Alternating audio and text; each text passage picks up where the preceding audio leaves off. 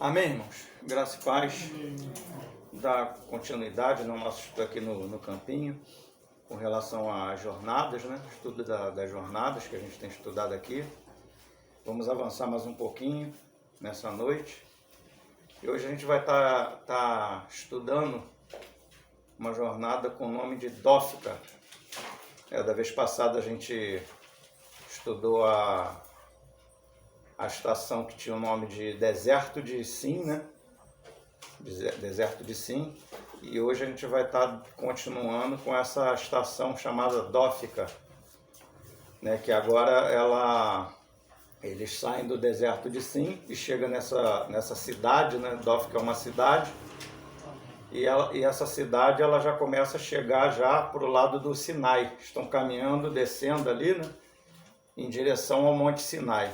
E essa é uma estação já cercando, já próximo, já chegando próximo já do Monte Sinai. Né? Então vamos ler o nosso texto base, né, de Números 33, 12, para a gente começar a nossa meditação, né? Livro de Números, capítulo 33, versículo 12.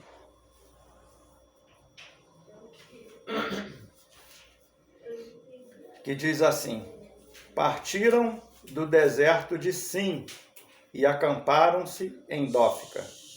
É um versículo bem curtinho, né? Partiram do deserto de Sim e acamparam-se em Dófica. Né? Então a gente já vê que tremendo, né? Todas essas jornadas, né? A maioria delas nesse capítulo 36 partiram, acamparam, partiram, acamparam. Então se eles partiram do deserto de Sim, isso significa que eles aprenderam a lição de Sim, né? Então a lição de Sim era aprender o descanso de Deus, acolher maná. Então significa que eles aprenderam. Então é o Senhor que guia e que move, né? Então se eles saíram do deserto de Sim é porque eles aprenderam ali. E agora o Senhor avança com eles para Dófica.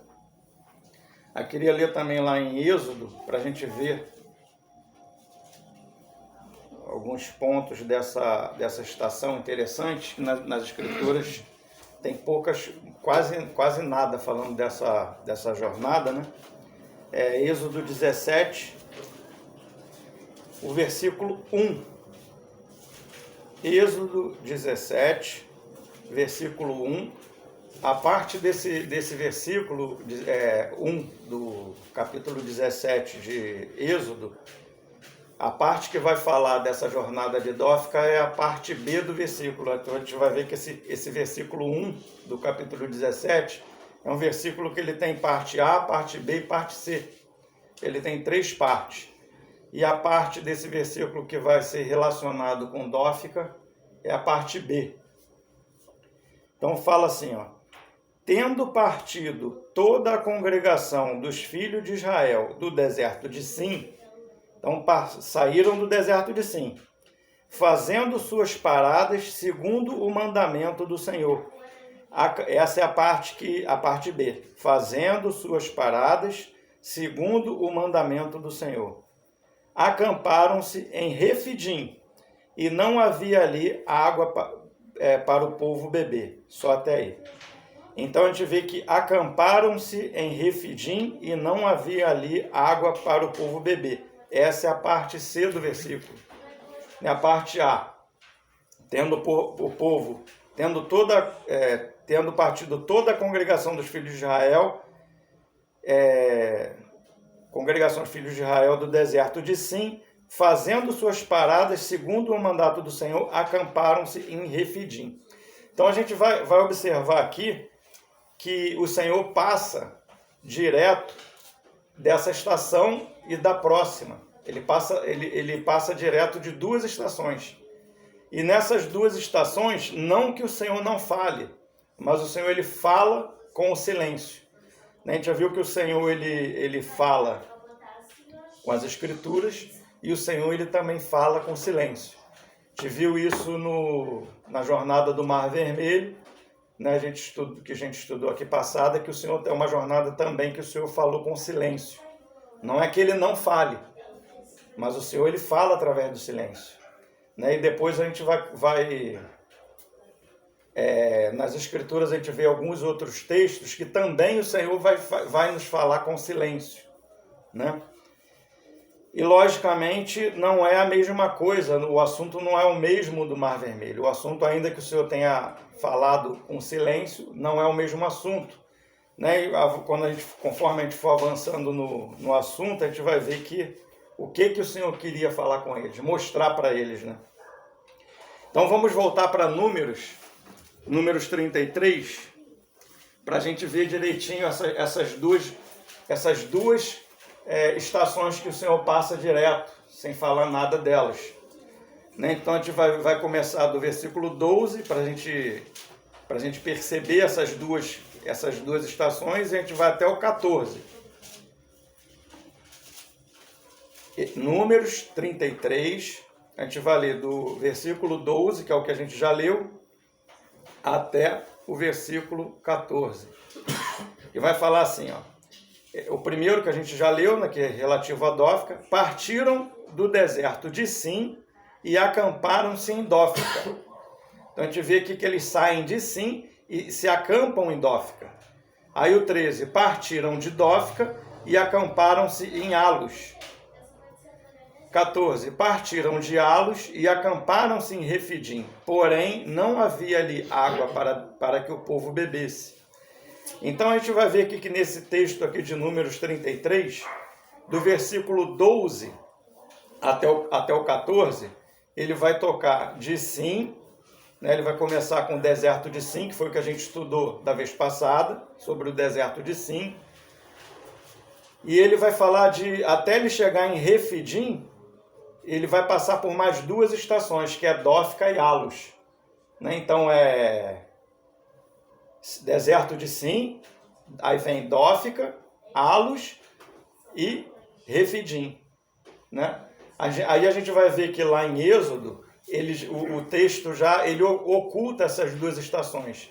Ele vai falar, saiu do deserto de Sim, e aí vai falar, aí fala só das paradas, né? E fala direto que eles acamparam em Refidim, onde o povo não tinha água para beber.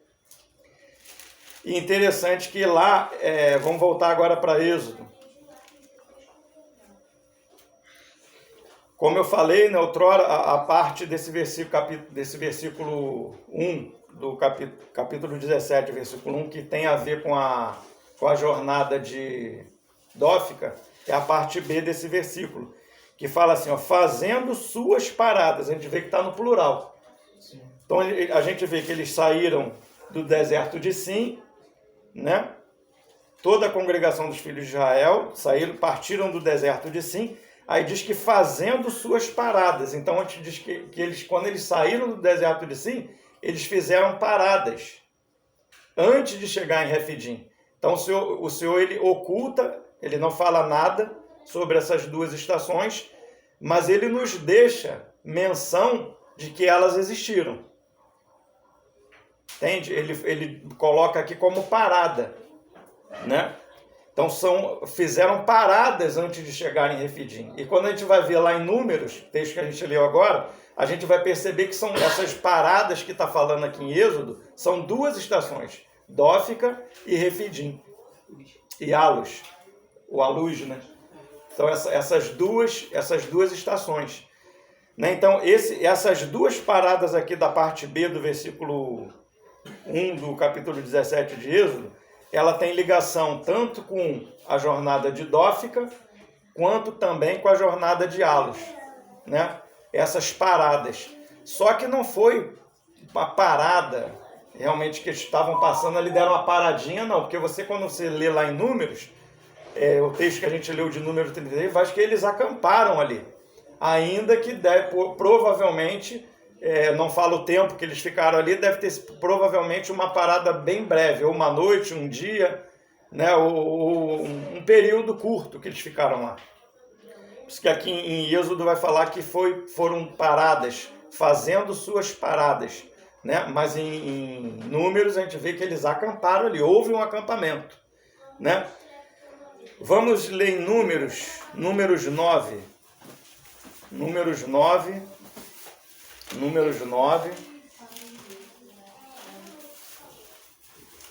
A gente vai ler a partir do versículo 17. Para a gente relembrar também esse texto aqui que a gente já estudou com relação a ele, né, anteriormente, lá no início, né, que o povo ele se movia, conforme o mandato do Senhor.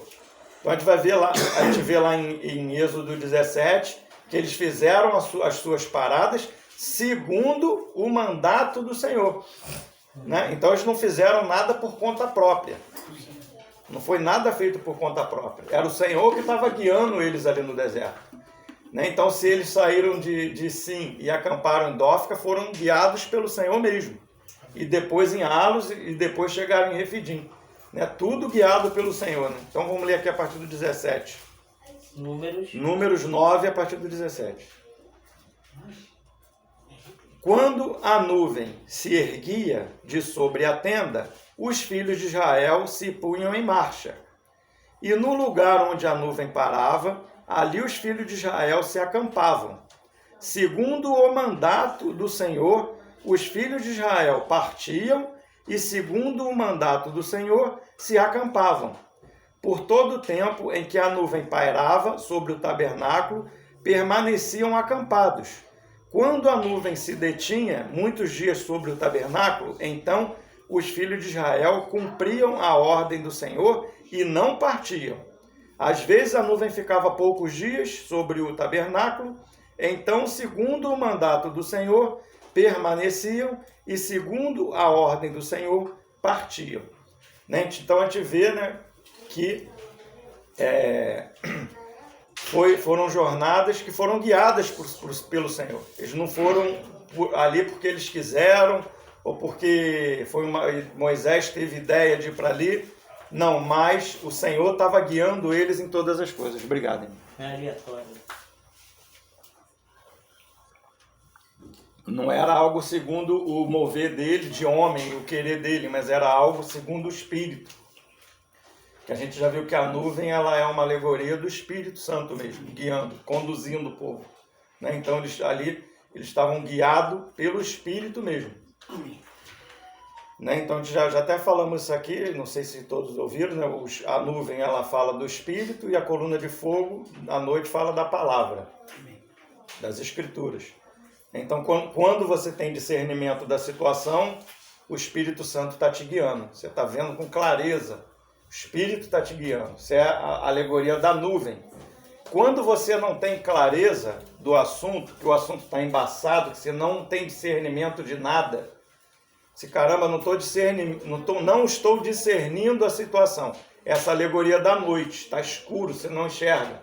Então você tem a palavra para te guiar quando você não tem o discernimento do Espírito. Então, porque a palavra era lâmpada para os nossos pés e luz para os nossos caminhos. Então, a coluna de fogo é a alegoria das Escrituras. Né? Então, só até aí. Essa palavra, Dófica, é o nome de uma cidade. E realmente, o Senhor, ele falou com silêncio aqui nessa estação. Né? Ele chegou de deserto de Sim, direto para Refidim, né, onde eles não tiveram água para beber. É isso que ele cita. E o Senhor só quis que nós soubéssemos que houve essa... Ele não ocultou totalmente, né? Ele quis que nós soubéssemos que teve essas duas estações, Dófica e Alos, né? E outra coisa, e ele quis nos deixar claro também que foi por mandato dele. Né? Então, é o que nós temos do Senhor escrito nas Escrituras com relação a essas estações. Fizeram essas paradas, o Senhor deixou aqui claro, tá lá, aí deixou gravado lá em Números, quais foram elas, Dófica e Alos, e foi por mandato do Senhor, o Senhor que mandou fazer, né? Mandou eles pararem ali, o Senhor que conduziu eles até ali. Por quê? Porque eles tinham coisas para aprender ali. O Senhor queria que eles passassem ali, nessa estação. Hoje eu vou estar falando mais com relação à Dófica, né? A Alos vai ser da próxima vez, mas o Senhor tanto ocultou Dófica quanto Alos. Essa cidade, Dófica, a única coisa que a gente sabe, que a gente começa a conhecer dessa cidade, que se chama Dófica, lá na antiguidade, que hoje ela faz parte de um parque arqueológico hoje bem conhecido. E essa cidade, depois ela veio se chamar Serabit Eucadim. Serabit Eucadim, alguma coisa, ou Serabit Eucadim ou Alcadim. Se os irmãos quiserem pesquisar com relação a essa cidade, vocês vão achar na internet Serabit Eucadim ou Serabit Alcadim. Né? Então a gente vê que é a mesma cidade que Dófica. Né? A gente já falou disso outras vezes, que no processo do tempo, muitas coisas elas vão mudando de nome. A gente viu isso em Pihairote. Pihairote é a palavra egípcia que fala daquele que hoje nós chamamos de Golfo de Suez. E também chamamos de Mar Vermelho ainda hoje, mas é mais conhecido como Golfo de Suez, que é onde o povo atravessou ali, que diz que é a travessia do Mar Vermelho, né? Famosa travessia do Mar Vermelho. Então a gente viu numa outra ocasião que essa palavra Pihairote, que foi uma estação também do povo, é uma palavra egípcia, que denomina esse golfo. Né? Então, para os egípcios, Pihairote, para o povo hebreu era Yam Sof, que é em hebraico, né? Chamam que é Mar de Juncos, a tradução em hebraico, Mar de Juncos. E depois essa cidade passou a se chamar Mar de Eritreia, ou Mar de Eritran, que vem de Edom, de Etam, que são descendentes de Esaú, que é vermelho, por isso o nome Mar Vermelho. Então tu vê, o mesmo mar tem um monte de nome. Mar de Eritreia, Pihairote, Yam Sof, Mar Vermelho, Eritran, Mar de Eritreia, Mar de Eritran. E essa cidade é a mesma coisa, Dófica, Seriat, Eucadim, a mesma cidade. Né? Então, nós só encontramos coisas relacionadas com essa cidade, esse campo arqueológico que tem nessa cidade, que foi uma cidade muito importante daquela época. Era uma cidade importante politicamente, economicamente, socialmente e religiosamente para os egípcios. Era uma cidade muito importante para eles, porque nessa cidade, naquela época, existiam minas, principalmente de turquesa e minas de cobre, dentre outras coisas também, mas o principal era turquesa e cobre. Então era uma cidade que era a fonte econômica do Egito. Era uma cidade muito importante para eles. Então ali eles viviam do comércio ali do cobre, da turquesa, faziam as esculturas dele com isso também, comercializavam isso, além dos templos que eles tinham de Diana, Astarote, os próprios faraós que eram divinizados também naquela época, eles construíam templos também ali para eles, e também o povo da redondeza do Sinai ali também adoravam ali, nessa cidade, Dófica. Então era um local de poder, bem desenvolvida, de religião. Tem muitos templos pagãos, né? Muitos templos pagãos naquela época, templos religiosos que os próprios egípcios construíram, as minas de extração de minério e de turquesa, né? Então a economia do Egito era um local que a economia na época do Egito, a riqueza deles era tirada toda dali. Então é interessante que a gente começa a ver, é como se fosse hoje, a gente estivesse fazendo um tour, uma viagem, vamos dizer que a gente estivesse fazendo uma viagem turística, e você fosse daqui de repente Quando você chegasse, por exemplo, nos Estados Unidos, que é a grande potência do mundo, você não passasse pelos Estados Unidos.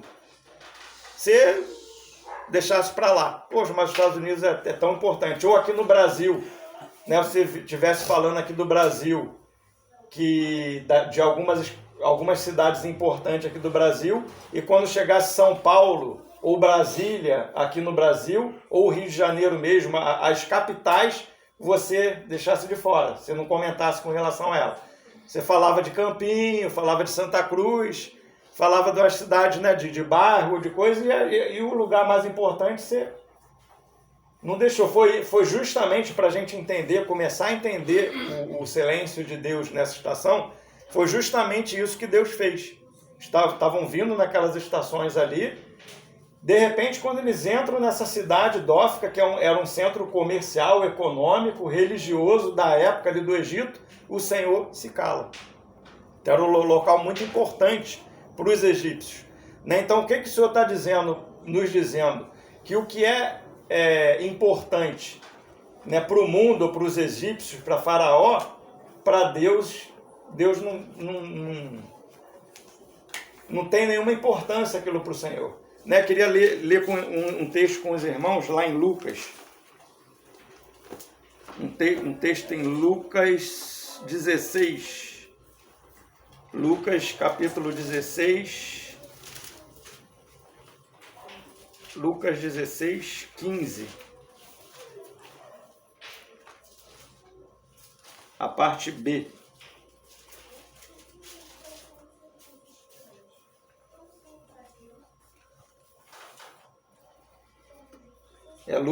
Lucas capítulo 16, versículo 15, o que eu queria focar que é a parte B do versículo, que fala assim, vamos ler tudo, né? Mas Jesus lhes disse, vós sois o que vos justificais a vós mesmos, diante dos homens.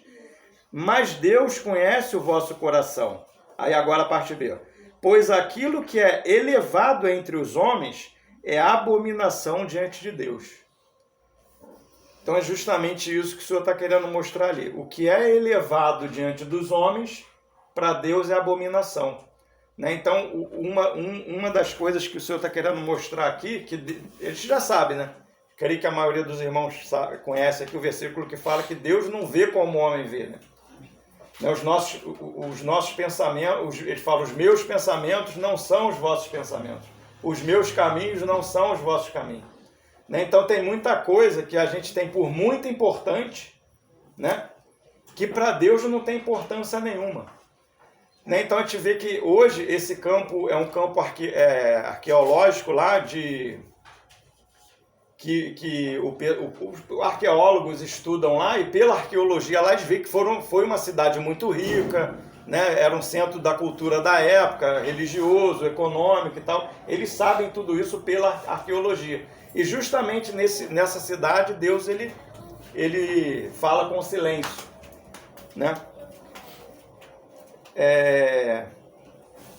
Outro texto em Lucas também, que eu queria ler com os irmãos, Lucas 3. Ainda em Lucas 3, versículo 1 e 2.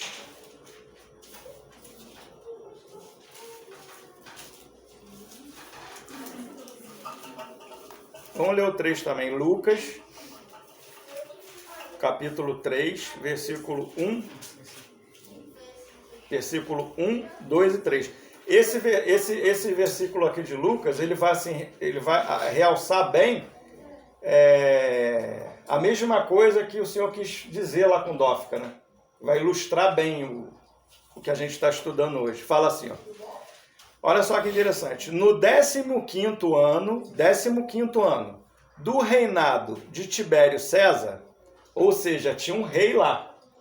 Era o reinado, né, romano, que era Tibério César. Era o 15º ano que ele estava reinando. Então tinha um rei ali na Judéia, que era Tibério César. Existia um rei no local. Sendo Pôncio Pilatos governador da Judéia, então Pôncio Pilatos era o governador, né? Tibério César era o rei, Pôncio Pilatos era o governador, Herodes, tetrarca da Galileia, né? Tetrarca como era separado naquelas épocas. Tetrarca que eles tinham responsabilidade por 4 regiões ali. Então ele era tetrarca da Galileia. Na Galileia, 4 partes ali ele era responsável. É o que a Bíblia não fala quais são essas partes, mas a função do tetrarca naquela época era isso. Então tinha rei, governador e vários tetrarcas, né? Herodes, tetrarca da Galileia, seu irmão Filipe, tetrarca da região de Itureia, Traconites, Lesânias, tetrarca de Abilene. Aí agora versículo 2. Sendo sumos sacerdotes, Anás e Caifás. Então tinham 2 sumos sacerdotes naquela época, Anás e Caifás. Veio a palavra de Deus a João, filho de Zacarias, no deserto.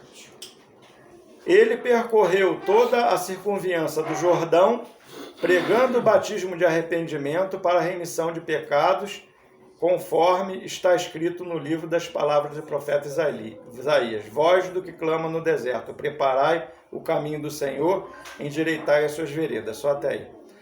Então a gente vê que interessante as escrituras, né? Ela começa, né? Falando só de pessoas importantes da época, do governo humano da época, né? Começa falando do rei da época.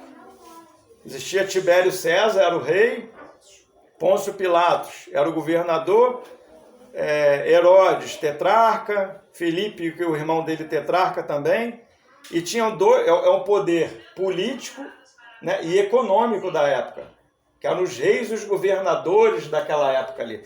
E agora ele vai falar do poder religioso também daquela época, que é Anás e Caifás, que é o versículo 2. Sendo sumos sacerdotes Anás e Caifás, que é o poder religioso da época. Aí a gente vai ver com quem que o Senhor está falando.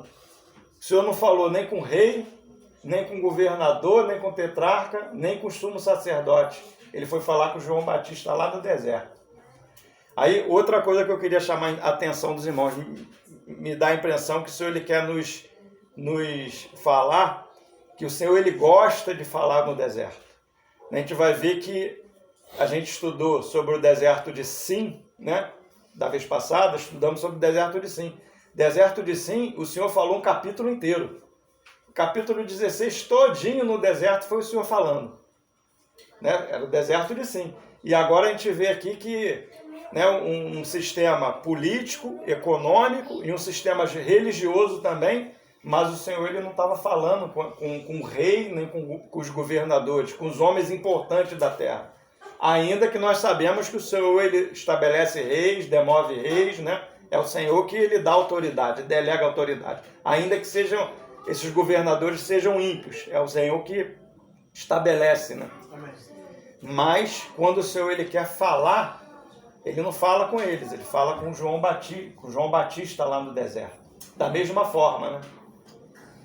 Interessante também, eu estava lendo um artigo, assim, falar por alto, né, que João também, o apóstolo João, quando ele estava na ilha de Patmos, prisioneiro lá na ilha de Patmos, foi o período que o Senhor se revelou a ele de tal forma que ele escreveu o Apocalipse, né?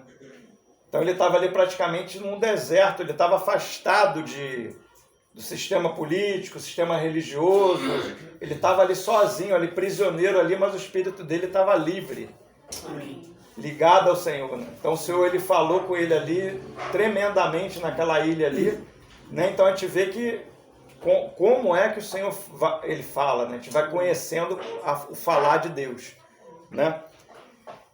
Mateus 11 vai falar de um pouco mais de João Batista, só mais um pouquinho para a gente concluir essa parte de João Batista. Mateus 11, para a gente ver a importância de João Batista, né? Mateus 11.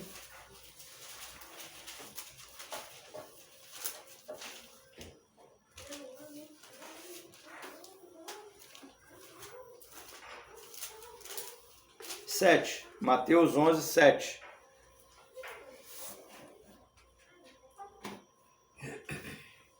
Então, em partindo eles, passou Jesus a dizer ao povo a respeito de João, falando de João Batista, que saíste a ver no deserto, vendo no deserto, um caniço agitado pelo vento, sim, que saístes a ver?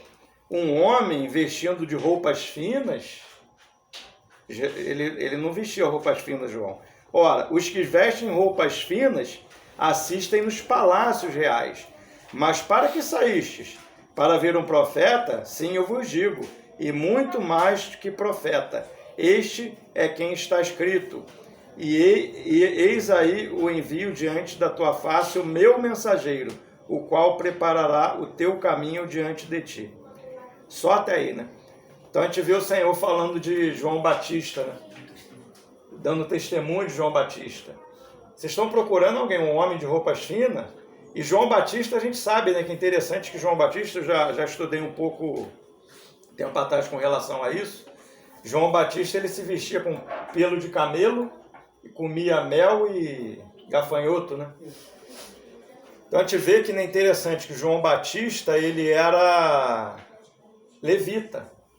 Ele é filho de Zacarias. Zacarias era sumo sacerdote, pai dele. Então ele era nazireu, né? Ele era da linhagem sacerdotal. Né? Então ele era para ele estar vestido de sacerdote, atuando lá como sacerdote no templo. Mas João Batista, o que ele faz? Pela corrupção dos sumos sacerdotes daquela época, ele se veste de pelo de camelo. O que é isso? Camelo é um animal imundo.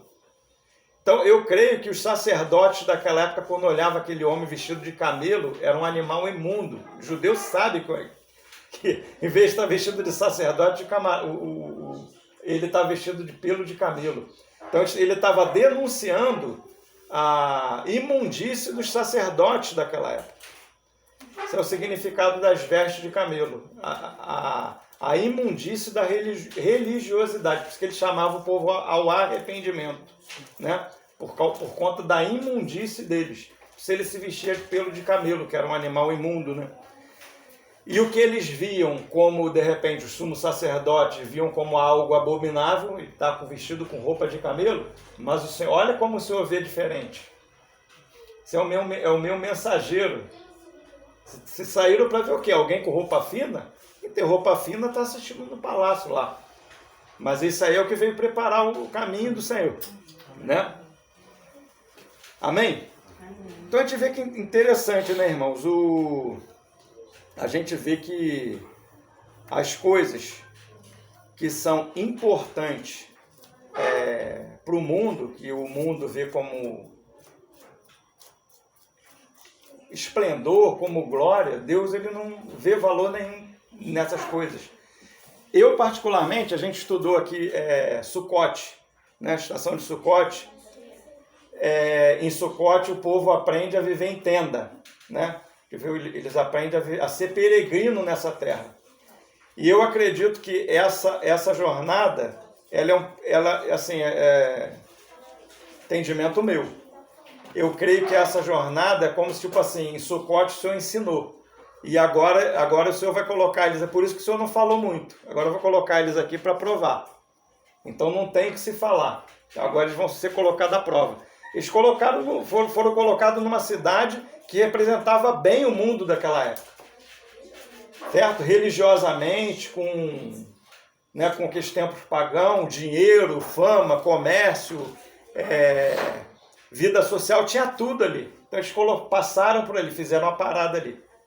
Né? O Senhor, aquilo tudo que era valiosíssimo, né, para o mundo, o Senhor quis que eles só passassem ali rápido, né? Porque o Senhor não vê como o homem vê, né?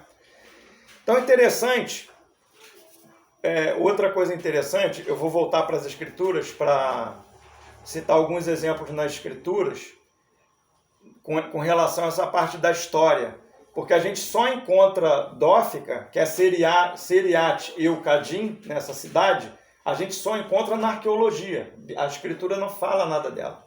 Como se não tivesse muita importância para Deus. Deus quis saber que ela existiu, mas Deus não falou muito sobre ela, né? Não deu muita importância. Mas, na arqueologia, para o homem é de muita importância. Tanto que tem muito estudo arqueológico sobre essa cidade. Né? Então, para o homem é muito importante. Para Deus, ele não comentou nada sobre aquilo ali. Né?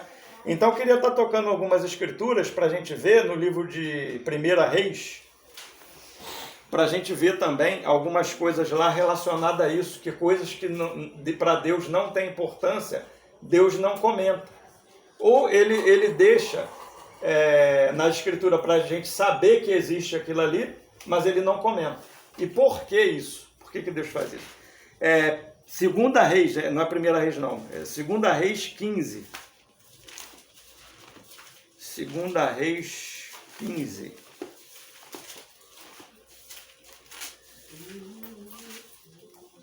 A gente encontra isso também em outros capítulos também, mas eu vou focar no capítulo 15, que no capítulo 15 ele fala, tem várias vezes, entendeu? A frase que eu quero pegar nesse capítulo 15, de 2 Reis, ela vai ser repetida várias vezes. Então basta, não precisa a gente... Mas ela se repete também em outras partes também das Escrituras. 2 Reis 15, versículo 6. A gente já vai ver essa frase aqui com relação a Azarias, o rei Azarias. Ó. Então vai falar assim, ó. Ora, os mais atos de Azarias e tudo o que fez, porventura, não estão escritos no livro das histórias dos reis de Judá? Só o versículo 6. Eu assim, a primeira vez que eu li Reis, eu me lembro que muito tempo quando eu li Reis, eu ficava pensando comigo, rapaz, esse livro aqui, né? Tem muita coisa escrita aqui em Reis, mas tem um livro que foram escritos, deve ter muita riqueza, né? Eu ficava pensando, onde está? Será que se perdeu esse livro? Ficava curioso, né, de saber. Então aqui ele está falando, né, que os mais atos de Azarias e tudo que ele fez, porventura, não está escrito no livro da história dos reis de Judá. Então a gente vai ver que é livro das histórias do rei de Judá. São simplesmente histórias. Então tudo, é aí o ponto que eu queria pegar. E a gente vamos ver logo, depois eu comento. Versículo 16, capítulo 15, versículo 16. Quanto aos mais atos de Salum, agora está falando, é outro rei, e a conspiração que fez, eis que estão escritos no livro da história dos reis de Israel.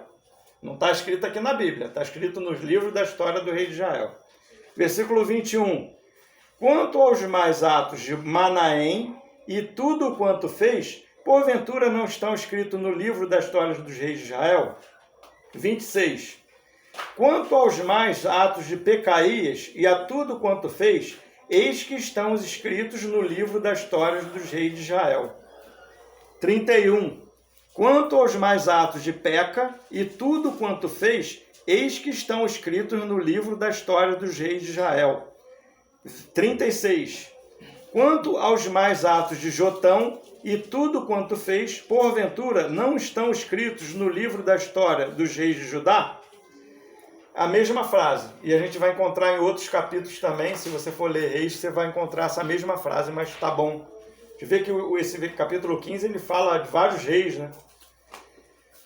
Então, a gente percebe aqui o que, irmão? O que quer dizer isso aqui? A gente vê que tem um livro, esse livro deve ser grande, né? Que tem a história de Jotão, Pecaías, deve ser um livro bem, bem grosso. Mas Deus não comentou isso. Por quê? Porque não tinha importância nenhuma para Deus. Foi incluído nas Escrituras, né? Oi? Não foi incluído nas Escrituras. Não foi incluído nas Escrituras. Por quê? O Senhor, ele incluiu nas Escrituras o que tem valor espiritual. O que esses reis fizeram, que tem valor espiritual. Tem valor espiritual, o Senhor colocou. Até que seja algo negativo. Vamos dizer que o rei fez algo que foi negativo diante de Deus. Mas o Senhor queria ensinar algo com aquilo ali, espiritual, ele acrescentou. Então, esses mais atos aqui desses reis, nada mais é que história. É história da vida daquele rei. Por exemplo, se você pegar, a gente está falando da arqueologia, né? Que a gente não acha isso na Bíblia, mas Siriat e Eucadim se acha na arqueologia, não é isso? Então a gente vai ver aqui o livro Flávio Josefo. Flávio Josefo é um livro dessa grossura assim, ó, História dos Hebreus, e ele tem a Guerra dos Hebreus também, que são vários livrinhos pequenininhos. História dos Hebreus é um livro dessa grossura. Se você quiser saber tudo sobre... Se você quiser estudar o livro de Macabeus, que é um livro histórico também, Macabeus, você vai conhecer muito sobre os Macabeus. É a história da época dos Macabeus, que eram judeus, que se rebelaram com os gregos na época lá e tomaram o império de novo para eles, Macabeus. Só superficial. Se você quiser saber essa história da época dos gregos, você lê Macabeus, você vai conhecer um pouco. Se você quiser saber com bastante riqueza de detalhe essa história, você vai ler lá em Flávio Josefo, ele vai te contar com história. Se você quiser conhecer a história de Herodes, Pôncio Pilatos, aquele povo todo ali, os idumeus, os fariseus, saduceus, com detalhe, você lê lá que está lá na história lá. Mas muita coisa não está acrescentada na Bíblia. Por quê? Para o historiador, ele é um historiador, esse Flávio Josefo, historiador judeu, só que ele não foi convertido, ele não era cristão. Né? Então ele é um historiador. E ele escreveu tudo com relação ao que ele achava mais importante. Então escreveu muito sobre Herodes, Pilatos, né? Aquele povo todo lá, ele escreve com detalhe. As guerras dos judeus, ele escreve com detalhe. Mas de Jesus, ele fala um parágrafo. Um parágrafo só para falar de um Jesus. Tá lá Jesus, parágrafo de João Batista. Entende? Ele coloca a importância deles em outras coisas, que para o Senhor não tem importância nenhuma. Então o Senhor ele coloca nas Escrituras coisas que têm importância para eles, espiritualmente, né?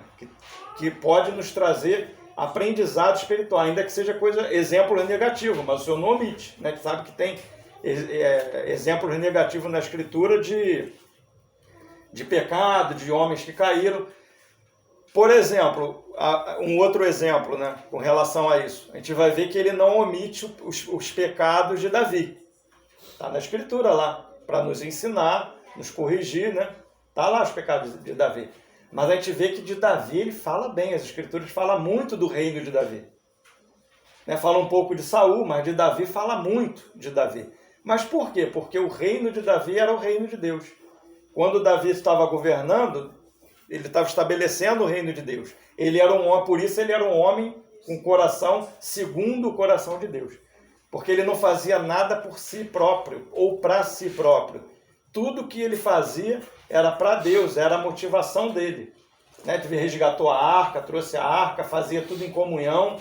Né? Então a gente vai aprender muito com Davi nessas coisas com relação a governo também. Né? Então, diferente de outro, você não encontra, quando ele fala de Davi, os demais atos de Davi está lá escrito nos livros dos reis. Bom, está escrito aqui nas Escrituras.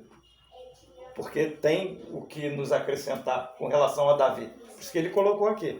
Agora, dos demais reis, algumas coisas ele colocou, algumas outras coisas não teve importância nenhuma. Agora, irmão, para a gente estar acabando, eu queria assim, ler alguns versículos para a gente estar entrando um pouco na mente de Deus com relação a essas coisas. Eu creio que a maioria dos versículos que os irmãos conhecem, a gente vai estar entrando nesses versículos, né, para a gente ver a mente de Deus nesses versículos e a diferença da nossa. É 1 João 2, a partir do 15. Creio que a maioria desses versículos os irmãos conhecem, mas só para a gente estar enriquecendo, depois eu vou estar abrindo para os irmãos estar... 1 João? É 1 João. 1 João 2, a partir do 15. 1 João, capítulo 2, 1 João, capítulo 2, a partir do versículo 15. Olha a mente do Senhor. E o João falando pelo Espírito Santo, né? A gente pode conhecer a mente do Senhor. Não ameis o mundo, nem as coisas que há no mundo. Se alguém amar o mundo, o amor do Pai não está nele. Porque tudo quanto há no mundo, a concupiscência da carne, a concupiscência dos olhos e a soberba da vida não procede do Pai. Ou seja, a fonte não está em Deus. É outra fonte, mas procede do mundo. Ora, o mundo passa, bem como a sua concupiscência. Aquele, porém, que faz a vontade de Deus, permanece eternamente. Evangelho de João. João ainda, mas agora Evangelho. Também eu creio que os irmãos conhecem bem também. João 17. Evangelho de João 17, a partir do 11.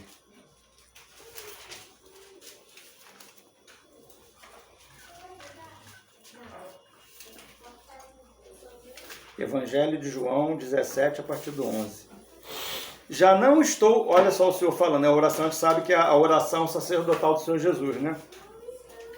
Já não estou no mundo, mas eles continuam no mundo, ao passo que eu vou para junto de ti, Pai Santo. Guarda-os em teu nome, que me deste, para que eles sejam um, assim como nós. Quando eu estava com eles, guardava-os no teu nome, que me deste, e protegi-os, e nenhum deles se perdeu, exceto o filho da perdição, para que se cumprisse a Escritura. Mas agora vou para junto de ti, e isto falo no mundo, para que eles tenham o meu gozo completo em si mesmo.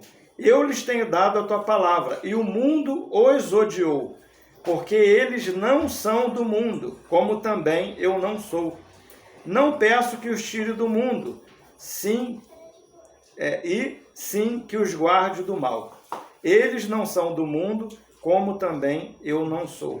Santifica-os na verdade, a tua palavra é a verdade. Só até aí. Então a gente vê, né, irmão, o princípio, né? Que o Senhor não fala lá. O Senhor não tem o que falar do mundo. Isso aqui é a mente do Senhor com relação ao mundo. Vocês não são do mundo, como eu também não sou do mundo. Por isso que Sucote, né, ele ensina a gente a viver como peregrinos nessa terra. Nós estamos aqui como aquilo que dá quando embaixador, né? Embaixadores aqueles que estão em outra pátria que não é a pátria dele. Somos embaixadores, quando a Bíblia fala que nós somos embaixadores de Cristo, né? Fala que nós não estamos na nossa pátria. Estamos aqui pelos interesses da nossa verdadeira pátria. Para proclamar coisas concernentes à nossa verdadeira pátria. Não somos do mundo, mas estamos no mundo. Né? Isso aí é Dófica. Né? É o que o Senhor deixou lá em Dófica, que ele não quis falar nada de Dófica. Porque o Senhor não tem assunto, não tem nenhuma riqueza de Cristo em Dófica. É isso que o Senhor queria mostrar. O Senhor não fala nada, ele não tem nada para nos falar do mundo, a não ser que nós não somos do mundo. Né? Estamos no mundo, mas não somos e que o mundo nos odeia. Isso é um outro interessante, né? Que ainda que às vezes o mundo ele traz muita coisa na bandeja para a gente, que tem uma aparência, né? Que, poxa, aquele que bom, parece bonzinho.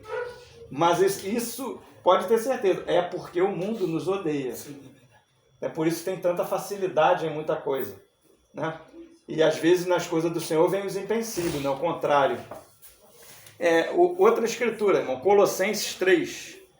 Já vou estar passando para os irmãos para a gente estar ruminando. Colossenses 3.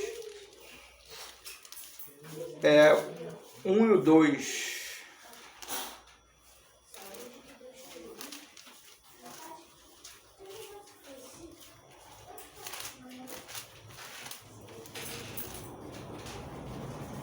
Portanto, se fostes ressuscitados juntamente com Cristo, buscai as coisas lá do alto, onde Cristo vive, assentado à direita de Deus.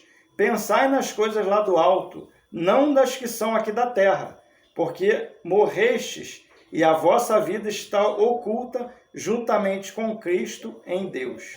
Só até aí. 1 Coríntios 7. Eu vou estar passando para os irmãos estar ruminando. Escrituras que eu creio que os irmãos conhecem a maioria delas, né? Mas só para a gente... 7 a partir do 29. 1 Coríntios 7, a partir do 29. Isto, porém, vos digo, irmãos, o tempo se abrevia. O que resta é que não só os casados sejam como se não fossem, mas também os que choram como se não chorassem, os que se alegram como se não se alegrassem, os que compram como se nada possuíssem, e os que se utilizam do mundo como se dele não usassem, porque a aparência desse mundo passa. O que realmente eu quero é que estejais livres de preocupações. Só até aí, irmãos, que eu queria chamar a atenção dos irmãos é essa frase aqui do 31. E os que, versículo 31, né? E os que se utilizam do mundo como se dele não usasse. Né? Nós estamos no mundo, mas não somos do mundo. Usamos do mundo, logicamente. Vamos fazer agora, não vamos fazer o quê?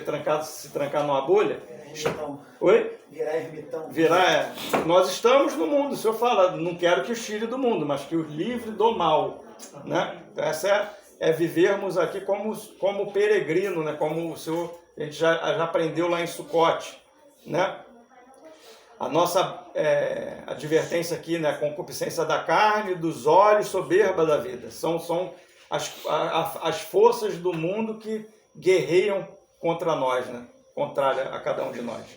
Amém, irmãos? Eu vou ficar por aqui. Vou estar passando para os irmãos estarem enriquecendo, ou tirando dúvida, perguntando, ou acrescentando alguma coisa. Amém?